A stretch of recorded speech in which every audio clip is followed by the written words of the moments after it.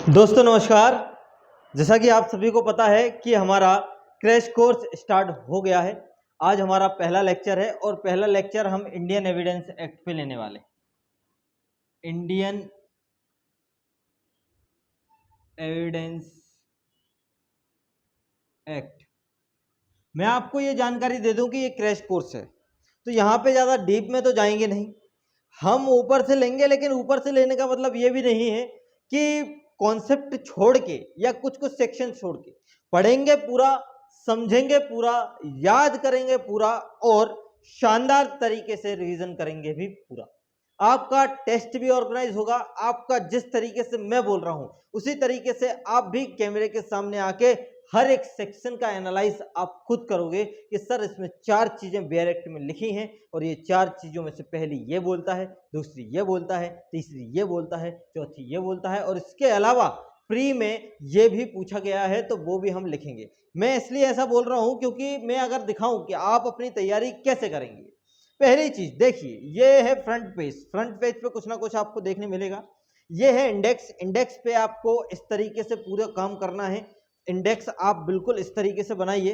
और ये है अंदर के थोड़े जो आपको मेंस में भी हेल्प करेंगे, प्री में भी हेल्प करेंगे और आपके इंटरव्यू में तो बहुत ही बेनिफिट देने वाले हैं। इस तरीके के स्टिकी नोट्स कुछ लोग ज़्यादा लगाते हैं, मैं तो सीधे फर्रे लगाता हूं, जिससे एक बार में ये शॉर्ट नोट्स का जो झंझट रहता है वो इसी में रहता है। मेरा शॉर्ट नोट्स में इसी में बना के छोड़ देता हूं क्योंकि रजिस्टर्ड एक बार क्या हुआ था, मैं भूल गया था और वो रजिस्टर्ड भूलने के चक्कर में मेरा थोड़ा सा पेपर गड़बड़ा गया था, है ना। तो ये रजिस्टर्ड में बनाना मैंने उस टाइम से बंद कर दिया। और ये जुडिशरी की बात नहीं कर रहा हूँ मैं, कुछ 12th वगैरह में भी जिस तरीके से नोट्स बनते थे उसकी बात कर रहा हूँ कि रजिस्टर अलग बनाते थे, तो मैंने उस पर लिखना चालू कर दिया था बुक पे। तो तब से मुझे ये बेनिफिट देता है। और जुडिशरी में तो वैसे ही बोलते हैं कि चित्रा कुतरी करनी चाहिए, अपनी बैरेक्ट्स को बोलना चाहिए कि अपने से खुद से बात करो, है ना। तो इस तरीके से ये हमारी पूरी तैयारी चलने वाली है। हम पहला सब्जेक्ट एविडेंस एक्ट ले रहे हैं। दूसरा सब्जेक्ट हमारा सीपीसी रहेगा, जो कि एक सर ललित जाट जी आपको पढ़ाएंगे और शानदार सर हैं। अच्छा खासा उनका टीचिंग एक्सपीरियंस है, अच्छा खासा उन्होंने आपका मेंस भी दिया है और बहुत ही खुशी की बात है कि वो हमारी कोचिंग में आके आप लोगों को गाइड करेंगे। तो ये वाली चीज़ आपको पता होनी चाहिए कि यहाँ पे 2 फैकल्टी आपको पढ़ाने वाली है और पॉसिबल हुआ तो मैं ही आपको पूरा पढ़ा सकता हूँ, कोई दिक्कत की बात नहीं है। और जानकारी दे दूं कि हमारा ये जो सब्जेक्ट चलेगा ये आपका 2 घंटे का लेक्चर रहेगा। चार्ट पैटर्न रहेगा, आपको नोट्स आपको प्रोवाइड हो ही जाएंगे। और जिस तरीके से मैं बता रहा हूं कि आप लोगों के लिए मैं जो तैयारी कर रहा हूं स्पेशली, जबकि पढ़ने की कोई ज़रूरत नहीं है, तो देखिए आपको इस तरीके से ये पूरा आपको प्रोवाइड किया जाएगा। मेरा हैंड रिटन नोट्स, मतलब आपसे कुछ भी छुपा हुआ नहीं है। आपका जुडिशरी निकलवाना हमारा मकसद रहेगा। और प्रीलिम्स क्या, अब वैकेंसी जैसा कि मार्केट में है कि वैकेंसी कभी भी आ सकती है और जिसको पता है कि वैकेंसी कब आना है तो वो मुझे बता दे एक बार कि वैकेंसी कब आना है, जिससे मैं आप लोगों को बता दूं कि वैकेंसी कब आना है। क्योंकि ये बात किसी को पता नहीं है कि वैकेंसी कब आना है। वैकेंसी जब भी आएगी, लेकिन आप उसके लिए 100% तैयार तभी रह पाओगे जब आपकी पढ़ाई कंटिन्यूस बनी है, आपकी पढ़ाई की कंटिन्यूसली चालू है, लगातार चल रही है। क्योंकि आप अगर मैं इस क्रैश कोर्स की लिमिट कर देता, क्योंकि ये टाइम ड्यूरेशन नहीं रखा है मैंने, लेकिन अगर मैं इसको लिमिटेड कर देता कि 3 महीने के लिए, 4 महीने के लिए, 5 महीने के लिए, तो फिर हो सकता वैकेंसी अगर ना आए तो फिर अगर मैंने क्रैश कोर्स खत्म कर दिया तो आप जहां से चले थे वहीं खत्म हो जाओगे। तो इसका बेनिफिट सिर्फ यही है। आप लोगों को लग रहा है क्योंकि ये 3 प्रीलिम्स आपको एक साथ देखने नहीं मिलने वाले। टोटल हमें 25 सब्जेक्ट पढ़ने हैं, तो 25 सब्जेक्ट पढ़ने के लिए टाइम तो लगेगा, इसलिए मैंने लिमिट नहीं रखी। और टाइम इसलिए भी लगेगा क्योंकि आप लोगों को पढ़ाऊंगा, बिल्कुल ऐसा नहीं लगेगा कि आप फाउंडेशन क्लास नहीं देख रहे हो। फाउंडेशन रहेगा, थोड़ा बहुत इनिशियल बेसिस पे चलेंगे, बेसिक से उठाते हुए ही चलेंगे, लेकिन क्रैश है तो थोड़ा बहुत तेजी से रफ्तार में चलेगा। चलिए, तो ये सब था हमारा थोड़ा सा डिटेल जो कि बताना जरूरी रहता है, जिससे आप लोग इंक्वायरी करें, आप लोग डेमो लें। क्योंकि डेमो अगर आप लोगे और ऑफलाइन लोगे तो ज़्यादा बेनिफिट में रहोगे। क्योंकि मैं सिर्फ ऑफलाइन 20 बच्चे ले रहा हूं और 20 में से मैं खुद पर्सनली बिल्कुल शेड्यूल फिक्स करके मैं उनको शेड्यूल भी फिक्स कराऊंगा कि आपको इतने घंटे ये देना है, इतने घंटे इतने सब्जेक्ट पे देना है, आपको इस पे लिखाई पे प्री अकेली नहीं, मैं 7 अंत तक दूंगा। ये छोड़ दीजिए, क्योंकि आप ड्रीम जुडिशरी से जुड़ने के बाद ये टेंशन नहीं रहोगे कि अब मैं फंस गया हूँ। ये ऐसा कुछ भी नहीं है। यहाँ पे आप खुद सेल्फ स्टडी करने का पूरा मौका हमारे इंस्टीट्यूट में। आप 20 बच्चे हो, 20 की रिजर्वेशन सीट रहेगी। आप 2 घंटे बैठो, जब भी हमारी कोचिंग की छुट्टी हो तब भी आके आप बैठ सकते हो, सब चीजें कर सकते हो, कोई दिक्कत की बात नहीं है हमारे यहाँ पे। ठीक है, तो ये सब चीजें तो हो गई आपको थोड़ा सा बताने की। अब थोड़ा सा काम की बात करते हैं कि आज हमें देखना है इंडियन एविडेंस एक्ट 1872 का। भैया कब का? 1872 का। अब 1872 का एक्ट है, इसके पहले कोई एक्ट था क्या? इसके पहले क्या चलता था? इसके पहले क्या एविडेंस नहीं थे? इसके पहले क्या जजेस नहीं थे? इसके पहले क्या पनिशमेंट के प्रोविजन नहीं थे? बिल्कुल थे यार। 1860 का आपका आईपीसी बन गया था, थे क्या नहीं? आपके पनिशमेंट के प्रोविजन थे। आईपीसी बना था तो वो भी कहाँ का था? आपका इंडियन, मतलब ये इंडियन वर्ड लगते जा रहा है, ये इंडिया वालों के लिए था, तो क्या उसके लिए नहीं था क्या? बिल्कुल था। रेगुलेटिंग एक्ट, ये सब चीजें आपको, तो यहाँ पे भी एक चार्टर का नाम लिया जाता है। 1726 का एक चार्टर था जिसके माध्यम से आपका पूरा एविडेंस की प्रोसीडिंग चलती थी। ठीक है, ये एक चार्टर सेट था। क्या था? एक इनका चार्टर सेट था 1726 का। ठीक है, अब यहाँ पे क्या चलता था? यहाँ पे जो इंग्लिश कॉमन लॉ था इसको फॉलो किया जाता था। अब इसमें जो प्रोसीडिंग दी होगी एविडेंस को पुटअप करने की, एविडेंस को रिलेवेंट करने की, एविडेंस को कोरोबरेट करने की, एविडेंस को कॉन्ट्राडिक्ट करने और एविडेंस से कॉन्ट्राडिक्ट करने की जो भी प्रोसीडिंग थी वो इंग्लिश कॉमन लॉ से चलती थी। ठीक है, ये वाली चीज, मतलब इंग्लिश कॉमन लॉ, इससे समझ में आ रहा है कि भैया ये यूनिफॉर्म तो नहीं था। क्या नहीं था? यूनिफॉर्म नहीं था। मतलब जो इंडियन सिटीजन होते उनके लिए कुछ अलग हो सकता था, क्योंकि इंग्लिश कॉमन लॉ है। तो फिर ये यूनिफॉर्म नहीं था, तो इसके लिए फिर एक 2 कमीशन बैठी। कितनी कमीशन बिठाई? 2 कमीशन की रिपोर्ट आई। एक तो आपका माने कमीशन रहती है, माने कमीशन, और एक आपका स्टीफन कमीशन। ये तो आपको अच्छे से याद है ना? स्टीफन कमीशन आपका आया 1871 और आपका माने कमीशन आया 1868। इसको रिजेक्ट कर दिया गया क्योंकि यूनिफॉर्म नहीं है, इसको सही करा क्योंकि ये यूनिफॉर्म है और ये एप्लीकेबल भी हो रहा है। इसके बाद आपका 1 सितंबर को 1872 को आपका इंडियन एविडेंस एक्ट बनके क्या हो गया? तैयार हो गया। क्लियर? ठीक है, तो अब इंडियन एविडेंस एक्ट बनने के पीछे जो ऑब्जेक्ट है वो ऑब्जेक्ट क्या है?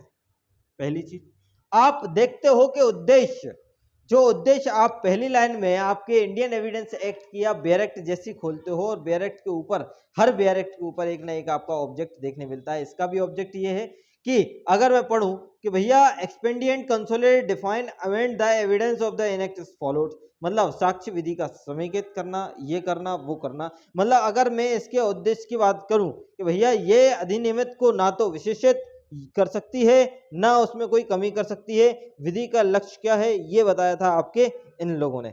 चलिए इस पे बात करते हैं थोड़ी सी देर में। मैं बात कर रहा हूं भैया इसका बनाने का ऑब्जेक्ट क्या था।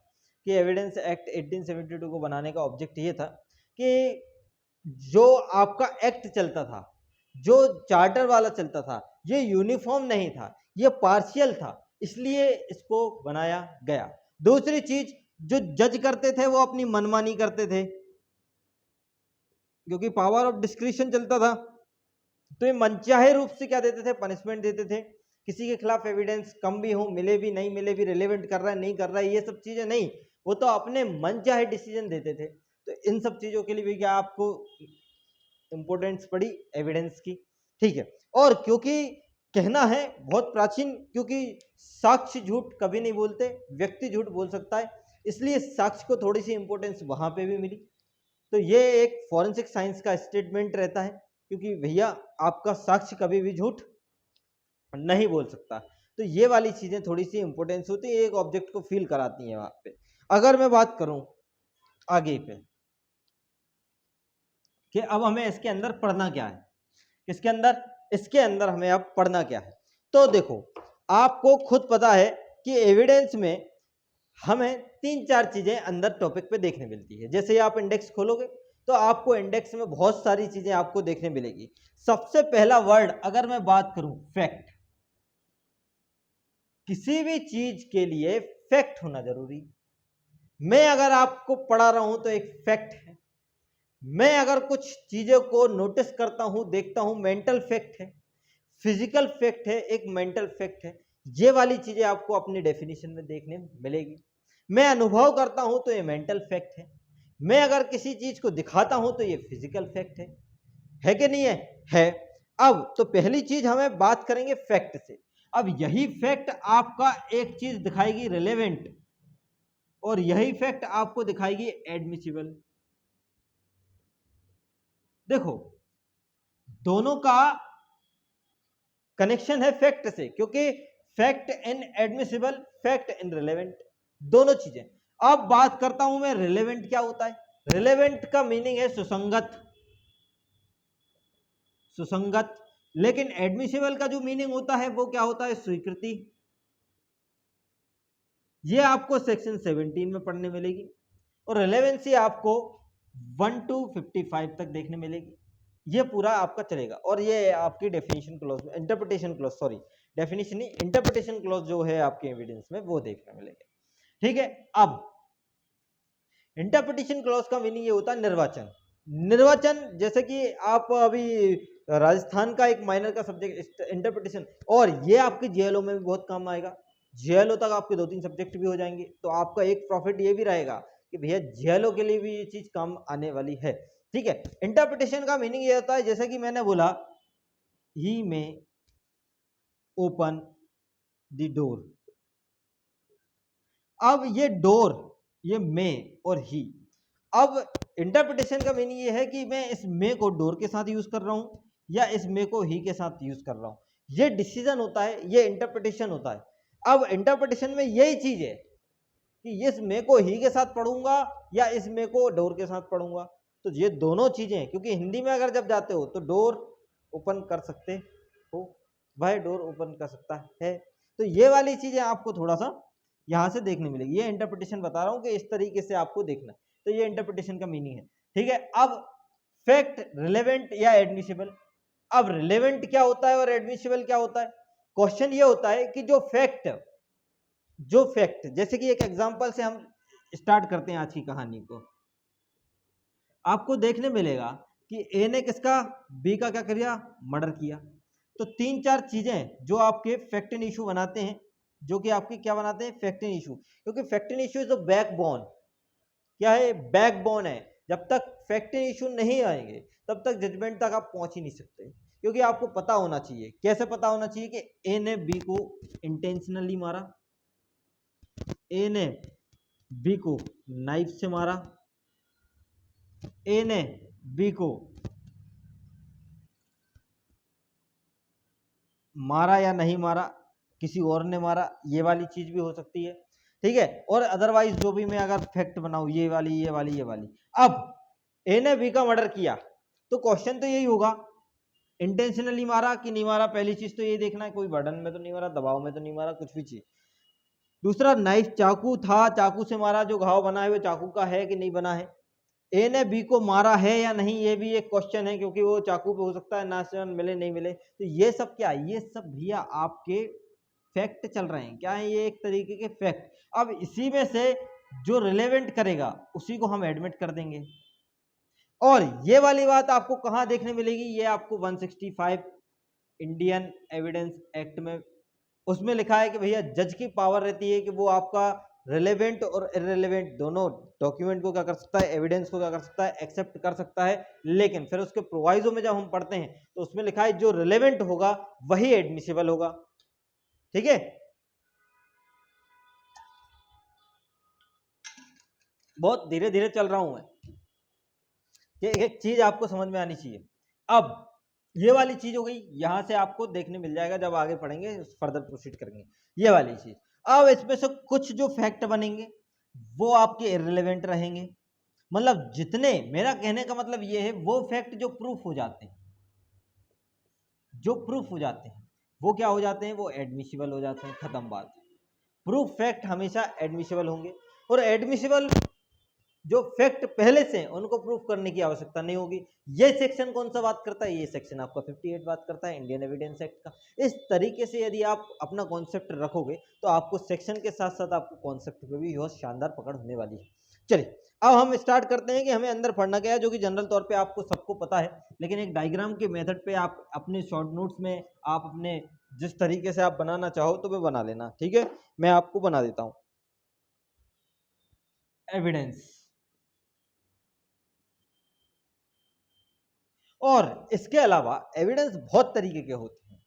एक तो आपके direct evidence, indirect evidence, oral evidence, documentary evidence, circumstances evidence, witness भी बहुत तरीके के होते हैं। चाइल्ड विटनेस, जो कि इनको वेपन बोला जाता है, ये बहुत खतरनाक होते हैं। अगर किसी के खिलाफ गवाही दे दी और चाइल्ड बच्चा है ना, और उसको सोचने समझने की थोड़ी बहुत शक्ति है, तो वो भी बहुत खतरनाक हो सकता था, है ना। इस तरीके के आपके विटनेस का भी रहता है, डायरेक्ट विटनेस, इनडायरेक्ट विटनेस, है ना।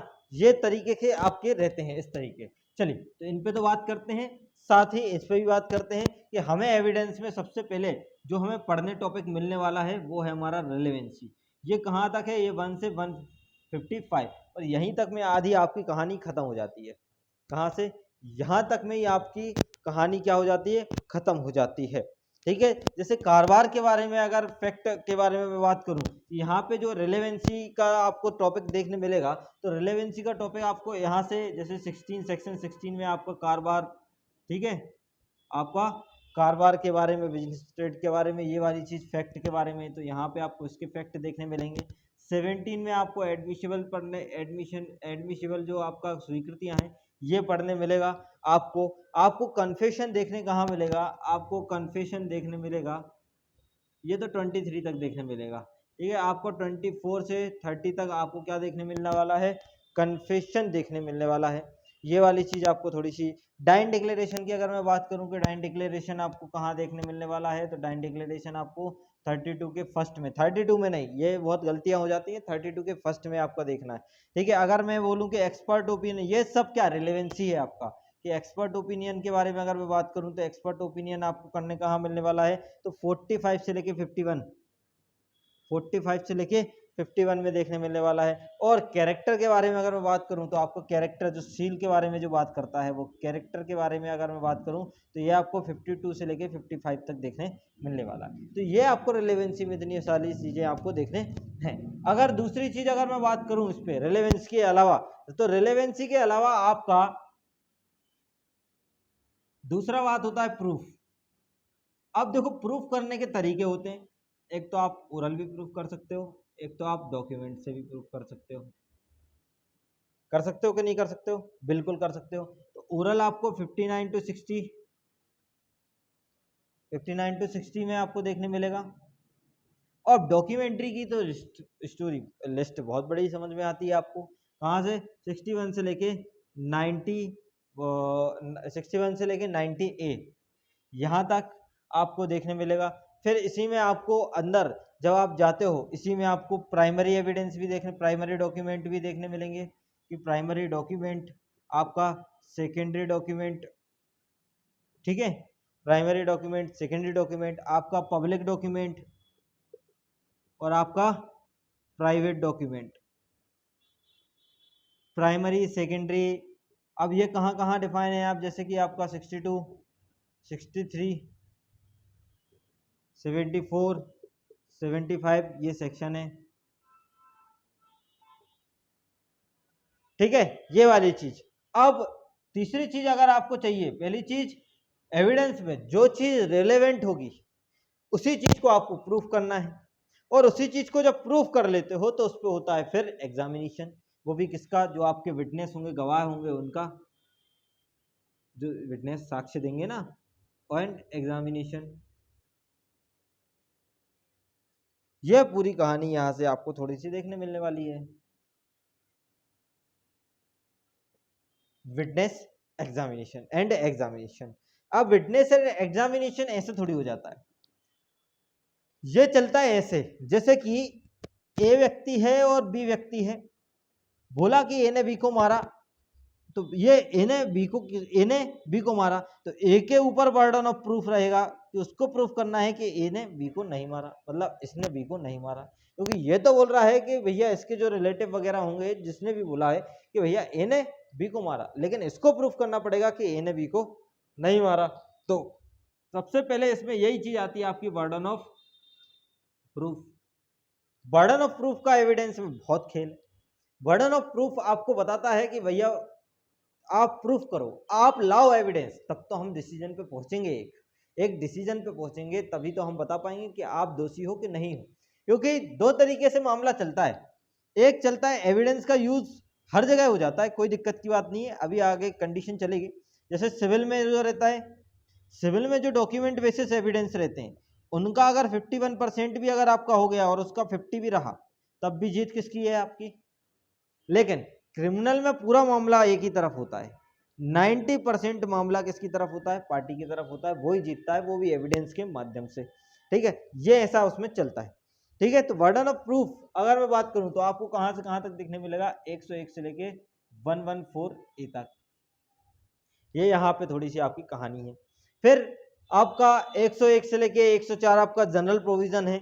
105 से 111 तक आपका स्पेसिफिक प्रोविजन है, जो कि एक नॉर्मल चीज अगर आप लिखना चाहो तो 101 से लेके 104 तक आपका जनरल प्रोविजन है। 105 से लेके आपको 111 में आपके स्पेशल प्रोविजन है, स्पेशल प्रोविजन है, ये भी आप देख सकते हो। 111A से लेके 114A तक आपका प्रूफ फ्रॉम द प्रिजम्पशन है, जो कि आपकी प्रिजम्पशन से 111A से लेके आपका 114A ये प्रिजम्पशन है। अब ये वर्ड भी बहुत शानदार है, प्रिजम्पशन, इस पे भी अपन चर्चा करेंगे अभी। ये हमारा पूरा हमें इस तरीके से हमें चलता है हमारा पूरा एविडेंस। इसी के साथ स्टॉपल भी आता है, इसी के साथ आपका विटनेस का भी आता है। देख लीजिए, थोड़ा सा मैं दिखा देता हूं आपको ये वाली चीजें भी कि स्टॉपल हमें पढ़ना है। जैसे ई स्टॉपल रहता है, वो कहां से कहां तक देखने मिलता है हमें? वो हमें देखने मिलता है आपका 115 से लेके 117 तक। आपका विटनेस के बारे में अगर देखने मिलता है तो विटनेस के बारे में आपको 118 से लेके देखने मिलता है, 118 से लेके 134 तक। ये वाली चीज़ आपको यहाँ पे पढ़ने मिलती है। और एग्जामिनेशन की अगर मैं बात करूँ यहाँ पे, ये तो विटनेस है, विटनेस हो गया, एग्जामिनेशन हो गया, ये सब इसके अंतर्गत आ रहे हैं आपके। एग्जामिनेशन के बारे में तो 136 से लेके 167 यहाँ से पूरा आपका काम चलेगा। क्लियर? अब फैक्ट हो गया, अब प्रिजम्पशन लेते हैं, क्योंकि प्रिजम्पशन बहुत इंपॉर्टेंट होता है।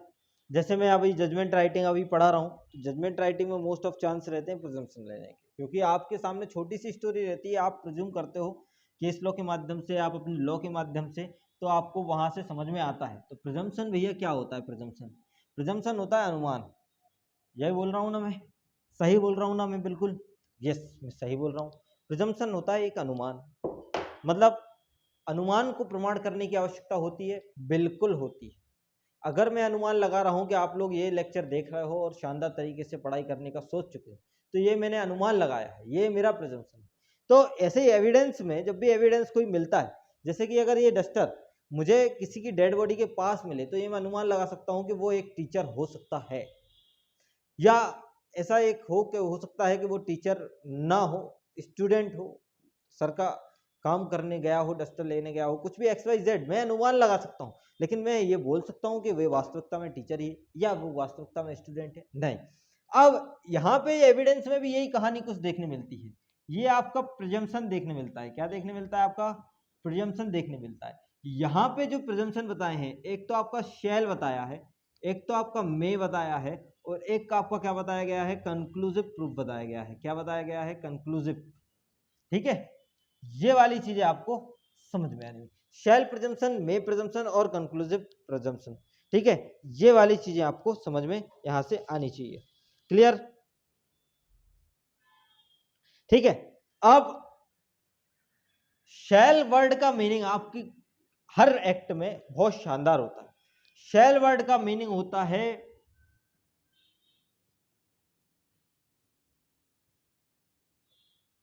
करना ही चाहिए, होना ही चाहिए, हो ही सकता है, ऐसा होगा ही, ऐसा होगा ही।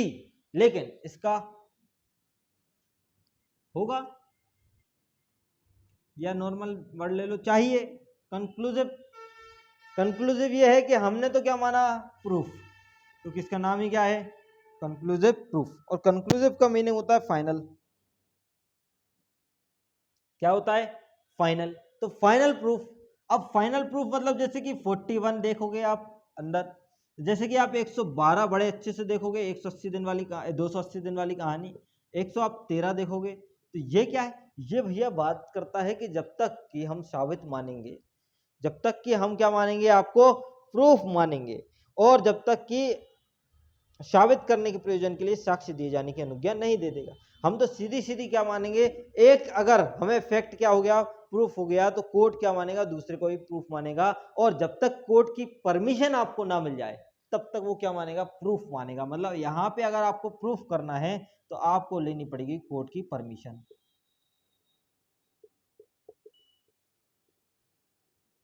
पहली चीज, अगर मैं मे के बारे में बात करूं, मतलब इसके अगर कोर्ट की परमिशन है, मतलब ये तो क्या है, कंक्लूसिव प्रूफ ही है, मतलब ये इर्रिवर्टेबल नेचर का है।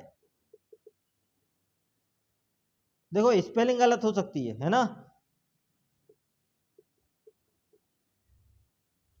क्योंकि बोर्ड पे जल्दी लिखने की आदत है, नहीं तो बहुत लंबा चला जाएगा। एक तो होता है मे जो होता है वो रिवर्टेबल नेचर का होता है, और एक होता है आपका शेल, ये भी रिवर्टेबल नेचर का होता है। अब आप बोल रहे हैं शेल सर रिवर्टेबल नेचर का क्यों है?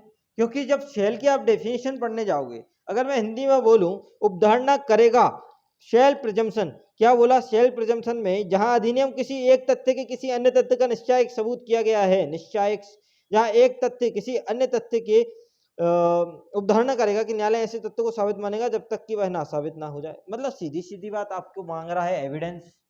क्या मांग रहे हैं? एविडेंस लाओ और अपना काम बचा लो कि सर ये तो है, मतलब आप एविडेंस पे काम करोगे। यहाँ पे भी सेम बात बोल रहा है कि हम एक तथ्य को जब तक साबित मानेंगे जब तक कि दूसरा आप एविडेंस सबूत की मांग कर सकेगा। मतलब इसमें ये है, आधी डेफिनेशन आपकी इसकी कर दी, लेकिन इसमें ये बोला है हम डिमांड करेंगे आपसे कि आप क्या लाइए, एविडेंस लाइए, क्योंकि ये खुद में सेटिस्फिकेशन नहीं है, अभी में है, अल्टर हो सकता है, इसलिए आप क्या लाइए, एविडेंस लाइए। तो ये वाली चीज आपका समझ में आना चाहिए। मतलब ये भी रिवर्टेबल है, ये भी रिवर्टेबल, प्री के लिए सर इतनी काफी है, ये प्रिजम्पशन है। ठीक है, क्लियर बात है कि नहीं है? अब कुछ आपके सेक्शन जैसे पूछ लिए जाते हैं कि भैया प्रिजम्पशन में कौन कौन से सेक्शन आएंगे, तो 86 से लिख लीजिए आप, शेल में प्रिजम्पशन में 86 से लेके 88, 86 से लेके 88 ए ये आएगा आपका मे प्रिजम्पशन में। आपका 90 ए भी, ये भी गाय में आएगा आपका, मे प्रिजम्पशन में आएगा। आपका 113 ए 114 ये भी गाय में आएगा आपका, मे प्रिजम्पशन में आएगा। ये तो आपका हो ही गया है। आपका शेल प्रिजम्पशन में अगर मैं बात करूं तो आपका 79 टू 85 सी ये आपका गाय में आएगा, ये आपका शेल प्रिजम्पशन में आएगा। 111 ए और 113 बी ये गाय में आएगा आपका, शेल प्रिजम्पशन में आएगा। क्लियर?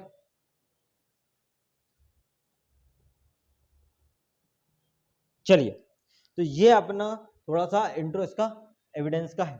चलिए थोड़ा सा आगे बढ़ते हैं कहानी को लेके, और जिस तरीके से मैंने बताया आप अपनी इंडेक्स वगैरह ये चालू रख लीजिए, उससे क्या आपको समझ में आ जाएगा।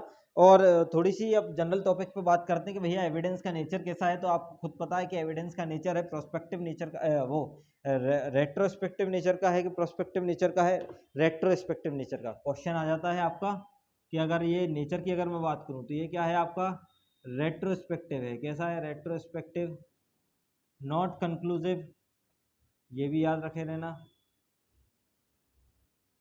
कॉन्ट्रैक्ट लिस्ट, कॉन्करेंट लिस्ट का मैटर है, और लिस्ट कौन सी, 3, एंट्री नंबर कितना है,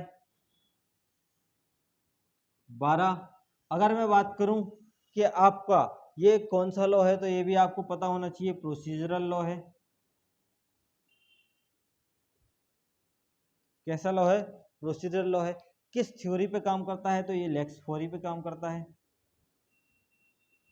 अब लेक्स थ्योरी का मीनिंग ये होता है कि भैया जहां ट्रायल चल रही है, इसका मीनिंग ये नहीं है कि जहां ऑफेंस हुआ है, नहीं, जहां ट्रायल चल रही है वहां का लॉ एप्लीकेबल होगा। अब इंडिया की चल रही है तो इंडिया का लॉ एप्लीकेबल होगा, देशीय विधि बोलते हैं। अब एप्लीकेबल पे आ गए तो फटाफट सेक्शन फर्स्ट पे आ जाते हैं। अमेंड, डिफाइन और कंसोलिडेट इसका ऑब्जेक्ट है। ये 3 तरीके के आपको हर एक्ट में देखने मिलेंगे। क्लियर? चलिए, 4-5 दिन का एविडेंस रहेगा, ज़्यादा नहीं रहेगा इसमें। तो आपका शायद हो सकता है पूरा लेक्चर आपको मिल जाए डेमो क्लास। बाकी फिर आपका डिसीजन है, आप ज्वाइन करोगे तो काफ़ी कुछ आपको लाभ मिलने वाला और अंत तक मिलेगा।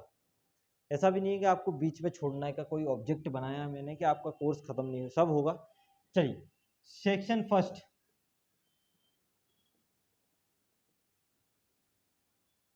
सेक्शन फर्स्ट आपका 3 चीज़ों के बारे में बात करता है हमेशा की तरह। शॉर्ट टाइटल, एक्सटेंट और आपके कमेंसमेंट के बारे में। शॉर्ट टाइटल आप देख लीजिए क्या लिखा है, आपका लिखा होगा कि भैया इंडियन एविडेंस एक्ट 1872 लिखा है, लिखा है।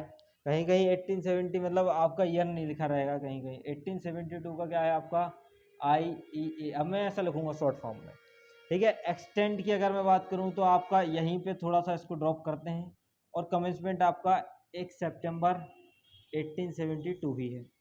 चलिए, मतलब एक्सटेंड की अब बात करते हैं 2 तरीके से कि एप्लीकेबिलिटी देखते हैं अपन, क्या देखते हैं इनकी एप्लीकेबिलिटी। अगर मैं एप्लीकेबिलिटी के बारे में बात करूं तो एप्लीकेबिलिटी के बारे में कि ये कहाँ एप्लीकेबल होगा कहाँ नहीं होगा, चलिए इस पे बात करते हैं। 1 मिनट, थोड़ा सा आप लोगों को दिखेगा नहीं। तो देखो, अप्लाई तो ये होता है क्या, किसी भी कोर्ट के सामने अगर कोई मामला चल रहा है, मतलब ऑल जुडिशरी पे ये क्या होगा आपका इंडियन एविडेंस एक्ट अप्लाई होगा।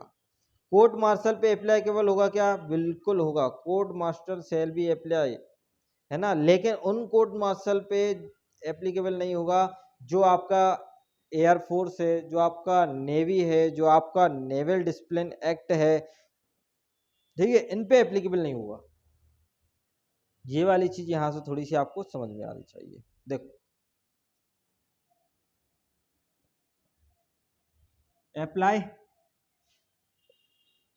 और नॉट अप्लाई टू, तो ये तो फटाफट लिख लो, एयरफोर्स, नेवी, नोवेल एक्ट, ठीक है, इस पे नहीं होगा एप्लीकेबल। तो ये होल ऑफ इंडिया पे ही है, जम्मू कश्मीर को ऐड कर ही दिया। और आपका ऑल जुडिशरी, अब ऑल जुडिशरी का मीनिंग ये है जहाँ जज हो, जहाँ किसी भी कोर्ट के सामने मामला चल रहा है वहाँ कौन बैठता है, जज बैठता है। और आपका कोर्ट कहाँ पे डिफाइन है, एक तो यहाँ पे डिफाइन है, और एक आपका IPC के सेक्शन 20 में भी आपको कौन कोर्ट डिफाइन है। और अगर मैं वो न्यायालय डिफाइन है। और न्यायाधीश की अगर मैं बात करूँ तो 19 में आपका क्या है, न्यायाधीश डिफाइन है, जहाँ पे जज और यहाँ पे जो कोर्ट लिखा गया है, जैसे कोर्ट, कोर्ट के सामने डिसीजन चल रहा है, वो कोर्ट में आपका क्या आता है, आपका जज भी जज और आपका मजिस्ट्रेट, और जज और मजिस्ट्रेट का अलग ही लॉजिक होता है, ठीक है। चलिए, ये वाली चीज। और अप्लाई कहाँ होता है आपका कोर्ट मार्शल पे,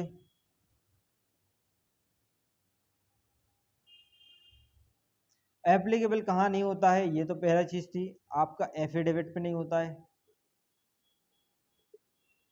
अगर CPC में देखूं तो आपका ऑर्डर 19, और अगर CRPC में देखूं तो आपका 296, 297, ये वाली चीजें आपको देखने मिलेगी, 295, ये वाली। क्लियर कि नहीं क्लियर? ये मतलब आर्बिट्रेशन प्रोसीडिंग पे भी एप्लीकेबल नहीं होता, कहाँ पे भी नहीं होता, आर्बिट्रेशन प्रोसीडिंग पे। क्यों नहीं एप्लीकेबल होता, क्योंकि आर्बिट्रेशन जो प्रोसीडिंग है आपकी, आर्बिट्रेशन प्रोसीडिंग में आपको एविडेंस लेने मतलब एग्जामिनेशन करने की पावर नहीं होती। क्या नहीं होती, एग्जामिनेशन करने की पावर नहीं होती। नॉर्मली आपको बुलाते हैं सेटलमेंट वगैरह करने के लिए, जो भी आपको लगता है उस तरीके से होता है। तो ये वाली चीज होती है, ठीक है। तो ये नॉट एप्लीकेबल टू एफिडेविट, और ये आपका आर्बिट्रेशन प्रोसीडिंग, ठीक है। तो ये वाली चीज यहाँ से थोड़ी सी आपको क्लियर हो गई होगी। अब अगर मैं बात करूं कि एविडेंस पढ़ने के, जो आपका प्री का एक क्वेश्चन बन जाता है कि भैया एविडेंस पढ़ने के 3 बेसिक फंडामेंटल जो एसेंशियल हैं, जिनको गोल्डन रूल बोला जाता है, वो कौन है भैया आपका? 3 जो आपके मोस्ट आईएमपी बेसिक फंडामेंटल है एविडेंस के, वो क्या है? ये आपका मेंस भी अच्छा कर सकता है, ये आपका प्री के लिए भी बहुत अच्छा हो सकता है। तो मैं बात करता हूं बेसिक फंडामेंटल पे।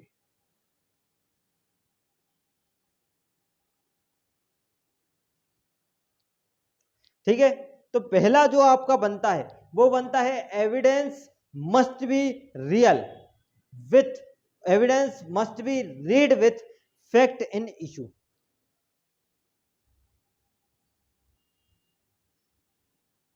Evidence must be read with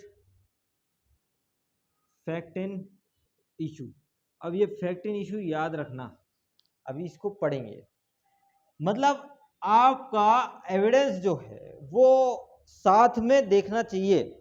जैसे अगर मैं पर्टिकुलर दिन कहाँ था, घर में था, तो प्रूफ करना पड़ेगा। क्या करना पड़ेगा? हमें प्रूफ करना पड़ेगा। और जो मैं बोल रहा हूँ ना, घर में था, ये एक रिलेवेंट फैक्ट हो सकता है। क्या है? ये एक रिलेवेंट है, जो कि घटना से रिलेवेंट करता है। और आप जब फैक्ट इन इशू, मतलब आपका सेक्शन 5 पे हम चर्चा करने वाले हैं, इसके बाद तो आपको समझ में आएगा। सेक्शन 5 देखिए एक बार, तो आपको पूरी कहानी समझ में आएगी कि सेक्शन 5 क्या बोलता है। देखिए सेक्शन 5 बोल रहा है कि भैया evidence must be given the fact in issue and relevant fact. किसी वाद या कार्रवाई में हर विवादित तथ्य अन्य तथ्यों के सुसंगत घोषित कर दिया, अस्तित्व अनस्तित्व पर साक्ष्य दिया सकेगा, किसी किन्हीं अन्य को नहीं। मतलब सीधी सीधी बात, आप घर में थे नहीं थे, आप इस घर में थे नहीं थे, यही बात बोल रहा है आपका सेक्शन 5।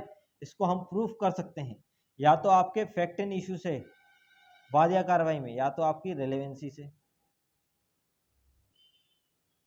कर सकते हो कि नहीं कर सकते हो? आपको दूधनाथ पांडे का अगर केस अच्छे से याद है, नौकर वाला, नौकर घर में काम करता था, उसके रिश्तेदार आए थे, वो बाजू वाले पार्क में चला जाता था। एक स्टोरी है, आराम से सुनाऊंगा आपको, मजा आ जाएगा उसमें। ठीक है, फैक्ट इन इशू से, किसी अन्य को नहीं, उनने ये बोला सीधा सीधा।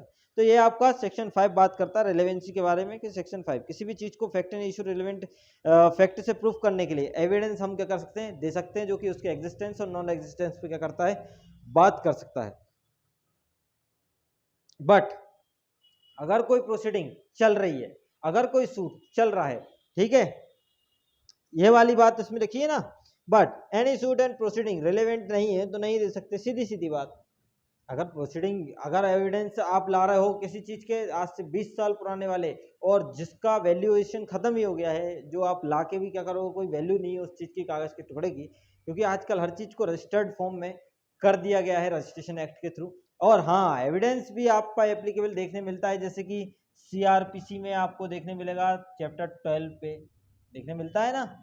चैप्टर 12 आपका इन्वेस्टिगेशन, उसमें एविडेंस की बहुत महत्वपूर्ण चीजें रहती है। आपका कोर्ट फीस एक्ट में भी आपको देखने मिलेगा, आपको रजिस्ट्रेशन एक्ट में भी आपको देखने 17, 18 और आपके 50, है ना, इनमें भी आपको जो एंट्री होती है उसमें भी आपको एक एविडेंस की तरह वो प्रेस होता है। ठीक है, तो ये वाली आपको सीपीसी में भी फैक्ट एंड इशू अगर देखने मिलेगा, तो आपको ऑर्डर 14 जिसमें बताया जाता है। ऐसे आपको अगर डॉक्यूमेंट के फेस में, डॉक्यूमेंट के तरीके में, तो 7-14 जिसमें डॉक्यूमेंट की एविडेंस भी, मतलब आप डॉक्यूमेंट पेश करते हो तो वो भी एक तरीके का क्या होता है, एविडेंस होता है, और जो दावा लगाते हो वो भी एविडेंस के रूप में ही चलता है आपका पूरा। ठीक है, तो बहुत इंपॉर्टेंट चीज है आपके एविडेंस का। चलिए अब थोड़ा सा माहौल को आगे बढ़ाते हैं। पहला तो आपको क्या है, must be read with fact in issue and relevant, ये वाली चीज आपकी क्लियर है। चलिए दूसरी चीज क्या बोल रहा है, best evidence must be given, best evidence must be given.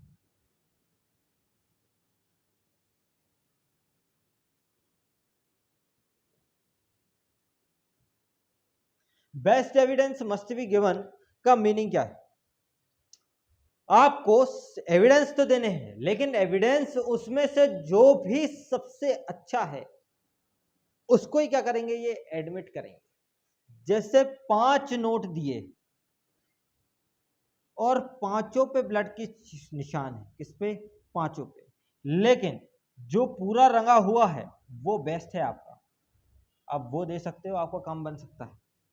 आपके बेडरूम पे 3 चादर बिछी थी, एक के नीचे एक के नीचे एक, आपको खुद पता है निशान कहाँ आया, सबसे ज्यादा ऊपर निशान आया, ठीक है, तो आप सिर्फ वो वाला चादर दोगे तो उससे भी काम बन जाए, ये भी पेश कर सकते हैं, लेकिन इससे ही क्या हो जाएगा, best evidence must be given, जो बेस्ट है आपका वो आपको देना है।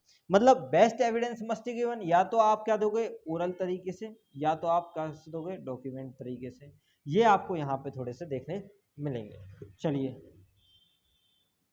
तीसरी चीज अगर मैं बात करूं, तीसरी बोलता है हेयर से एविडेंस को एक्सक्लूड करना है। हेयर से एविडेंस को एक्सक्लूड करना है मतलब आपकी सुनी सुनाई बातों पे हम क्या नहीं करेंगे, यकीन नहीं करेंगे।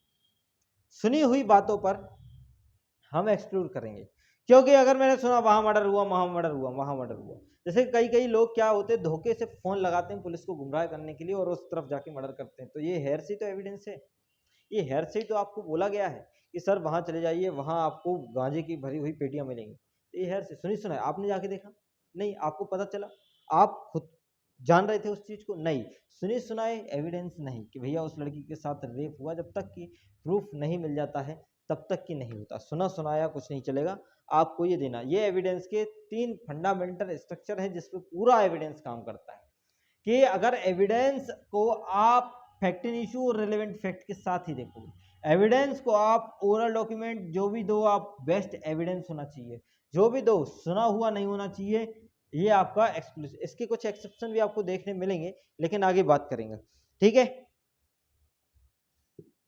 चलिए क्लियर हुआ कि नहीं हुआ इतनी चीज, मतलब आपका एक होता है रियल और एक होता है एप्लीकेबल। रियल एविडेंस पे हम रिलाई कर सकते हैं, बाकी जो आप बोल रहे हो कि ये रिलेवेंट हो सकता है, ये हो सकता है, नहीं, आप रिलेवेंट हो सकता है लेकिन हर रिलेवेंट एविडेंस आपके एडमिसिबल थोड़ी होंगे, हाँ, लेकिन जो हर एडमिसिबल एविडेंस है वो तो रिलेवेंट होगा, जो कि आपको पता है, इस चीज पे हम चर्चा भी कर चुके हैं, आपको ये सब चीजें की जानकारी हो चुकी है, एविडेंस का पूरा बेसिक स्ट्रक्चर आप समझ चुके हो, ठीक है। अब हमारा जो आगे का टॉपिक हम स्टार्ट करते हैं एडमिसिबिलिटी, क्योंकि हमने रिलेवेंसी तो देखी कि रिलेवेंसी ए ने बी को मारा, तो ये क्या एक फैक्ट बना रहे थे तो उसको रिलेवेंट किया, उस चीज में से हमने क्या निकाली एडमिसिबिलिटी। अब हम एडमिसिबिलिटी को देखते हैं थोड़ा सा, अभी अब हम डायरेक्ट पे नहीं आए हैं, थोड़ा सा हम डायरेक्ट के अलावा चल रहे हैं अभी, तो अब डायरेक्ट अपन सेक्शन एक फर्स्ट से देखेंगे जो कि हम देख भी चुके हैं। 2 आपका रिपील है और रिपील के एक्ट का नाम याद रखना, 1938 का रिपील एक्ट है ना, उसमें रिपील कर दिया गया, जरूरी इसलिए क्योंकि छत्तीसगढ़ में भी पूछ लेते हैं, आपके जो अदर जुडिशरी जेलों में भी हो सकता है आ जाए, सिंपल एग्जाम आने वाला है, हिंदी इंग्लिश पे थोड़ा सा विशेष ध्यान देना, तो उस पर आपका क्या स्कोर अच्छा हो जाएगा, और माइनस मार्किंग है तो 100% थोड़ा बहुत तो सिंपल होने वाला है, क्योंकि गलतियां लोग सब करेंगे, और अपनी बारीकियों पे ध्यान दो, बस बारीकी से पढ़ोगे तो गलतियां होने के चांस कम। पहला है एविडेंस, एडमिसिबिलिटी को देखने के लिए एविडेंस और फैक्ट को देखना बहुत जरूरी है। अब आप बोलोगे सर अभी चले थे फैक्ट से एडमिसिबिलिटी रिलेवेंट, तो एविडेंस क्या, मैं इसलिए ऐसा बोल रहा हूं कि आपको जब फैक्ट देखने मिलेगा तो आप फैक्ट के साथ, आप जब भी फैक्ट पढ़ो, आप जब भी फैक्ट पढ़ोगे तो फैक्ट तो बहुत सारी चीजें होती हैं, जैसे वो ये वाला एग्जांपल, इन्हें बी को मारा, तो फैक्ट में होगा चाकू से मारा, वास्तव में इन्हें बी को मारा जानबूझ के मारा कि पागल था इसलिए मारा, ये सब क्या, ये फैक्ट है। फैक्ट तो गढ़ सकते हैं, बना सकते हैं, कुछ भी बना सकते हैं फैक्ट में। मैं आपको पढ़ा रहा हूँ, कैसा पढ़ा रहा हूँ, गंदा पढ़ा रहा हूँ, अच्छा पढ़ा हूँ, ठीक है, ये कोई लोग बोलेंगे तो ये एक फैक्ट है कि नहीं, इस पे एविडेंस मिल सकता है क्या, बिल्कुल मिल सकता है, मैंने जो बोला आप उस पर लाओ, सर ऐसा नहीं ऐसा है, तो मैं प्रूफ हो गया। तो ये क्या है, फैक्ट को डिफाइन करने, फैक्ट प्रूफ कैसे होंगे, एविडेंस से, और एविडेंस से प्रूफ कैसे होंगे, एविडेंस से प्रूफ कैसे होंगे, क्योंकि जब हम उस फैक्ट से रिलेटेड या मतलब रिलेवेंट फैक्ट आपको क्या देते हैं, और जो रिलेवेंट फैक्ट आपका दिख जाता है कि ये प्रूफ होने लायक है, उसको हम क्या करते हैं, एडमिसिबल करते हैं। मतलब फैक्ट कैसा होना चाहिए, फैक्ट ड्यूली प्रूफ होना चाहिए, फैक्ट, हर फैक्ट को एडमिसिबल नहीं करेंगे हम, फैक्ट वही एडमिसिबल करेंगे जो ड्यूली क्या हो, आपका प्रूफ हो, तो हम उसको क्या करेंगे, एडमिसिबल या एडमिटेड करेंगे, जो कि हम 165 में आराम से देख चुके हैं, ठीक है। अब एविडेंस पढ़ना है, तो एविडेंस पढ़ने के लिए हम पहले देखते हैं, क्या देखते हैं, व्हाट, दूसरी चीज देखते हैं हाउ, और तीसरी चीज देखते हैं हु। अब आपके एविडेंस में व्हाट, हाउ और हु कहां कहां लिखा है, तो आपके पार्ट फर्स्ट में व्हाट है, क्या, क्या क्या मतलब जो भी आपको चीज मिल रही है वो क्या रिलेवेंट है, एविडेंस मानोगे कि नहीं मानोगे। कैसे मानोगे, तो कैसे मानोगे को आपको पढ़ना है पार्ट 2 में। भैया पार्ट 2 में कैसे मानोगे, तो आपको 56 से लेके 100 तक में आपको पूरे टेस्ट देखने मिलने वाले हैं। ठीक है, ये वाली चीज डॉक्यूमेंट, ओरल एविडेंस, आपका ये सब जितनी भी चीजें हैं आपकी एक्सक्लूसिव। ठीक है, और हु कौन, तो आपके विटनेसेस के बारे में बात होगी, हॉस्टाइल विटनेस, ये विटनेस, कोमल विटनेस, मूक विटनेस, जो भी आपके विटनेस है। क्लियर, ये इस तरीके से पढ़ते हैं। अब सेक्शन 2 आप देख लेना। सेक्शन 2 के बारे में बात करी गई है कि सेक्शन 2 जो आपका है वो रिपील एक्ट से हो गया, उसका रिपील हो गया है 1938 मैंने बोला है शायद से, आप एक बार देखना, चेक करना उसको। ठीक है, ये वाली चीज आपकी। और कुछ कुछ फैक्ट जो होते हैं एविडेंस में, अगर मैं बात करूं, एक लॉजिकल रिलेवेंट फैक्ट भी होते हैं, एक आपके लीगल रिलेवेंट फैक्ट होते हैं, एक आपके लॉजिकल रिलेवेंट फैक्ट भी होते हैं। ठीक है, लॉजिकल रिलेवेंट फैक्ट मतलब आपके रिलेवेंट भी होंगे, जो जेन्युइन चीजों पे आपके काम करते हैं कि ये तो लॉजिकली बात है यार कि ऐसा होना ही है, ये तो लॉजिकली बात है कि ऐसा होना ही है, तो ये वाली चीजें वहां पे आपको थोड़ी सी देखने मिलेगी। तो ये वाली चीज थोड़ा कॉमन सेंस है ना। एक थोड़ा सा केस का अगर नाम बताऊं कि नहीं बताऊं, फैक्टम प्रोवेंस और फैक्टम प्रोवेंडम। फैक्टम प्रोवेंस जो होता है व्हाट टू प्रूफ, एन ए बी को मारा तो कौन प्रूफ करेगा, तो फैक्टम प्रोवेंडम होता है। फैक्टम प्रोवेंस जो आपका होता है वो होता है हाउ टू प्रूफ, कैसे प्रूफ करोगे। तो ये सब चीजें आपको व्हाट टू प्रूफ में आएगा आपका फैक्टम प्रोवेंडम, इसमें हाउ टू प्रूफ में आएगा आपका फैक्टम प्रोवेंस। ये वाली चीज आपको थोड़ी सी यहाँ पे देखने मिलने वाली। क्लियर, चलिए आज तो इसका बेसिक पार्ट हमने देखा है, कल से हम इसको स्टार्ट करेंगे। और आप ये 1938 में सेक्शन 2 को रिपील कर दीजिए, क्योंकि आप डेफिनेशन क्लॉज से हमारी स्पीड बढ़ेगी। ये तो थोड़ा सा इंट्रो था और आपको बताया था कि इस तरीके से हमारा पूरा एविडेंस आपको खोखला करते हुए चलेगा और चीज़ों को समझते हुए चलेंगे, क्योंकि इधर से आपके 90% क्वेश्चन तैयार हो जाएंगे और साथ में ओटी लगाते जाना। और अपन कोशिश भी करेंगे कि अगर जैसे एविडेंस होता है तो 1-2 दिन अपन ओटी पे भी काम करें। और ऑफलाइन वालों के लिए है ये है, ऑनलाइन तो मुश्किल हो जाएगा थोड़ा सा कि ऑब्जेक्टिव आपको कैसे सॉल्व कराऊंगा यहाँ पे आके, क्योंकि डिजिटल बोर्ड अवॉइड है मेरे लिए, आंखों में थोड़ी सी दिक्कत भी आ सकती है। और कोशिश करूंगा कि डिजिटल बोर्ड भी आप लोगों के लिए लाऊं। वैसे तो है मार्केट में अवेलेबल सब चीज़ें हैं, लेकिन अभी थोड़ा सा अवॉइड करते हैं, इससे काम चल रहा है तो क्यों ज़्यादातर उसको टेक्निकल चीज़ों को अपनाएं, जिससे मेरी मेहनत में कमी आए, क्योंकि मेहनत में कमी आ जाएगी उससे।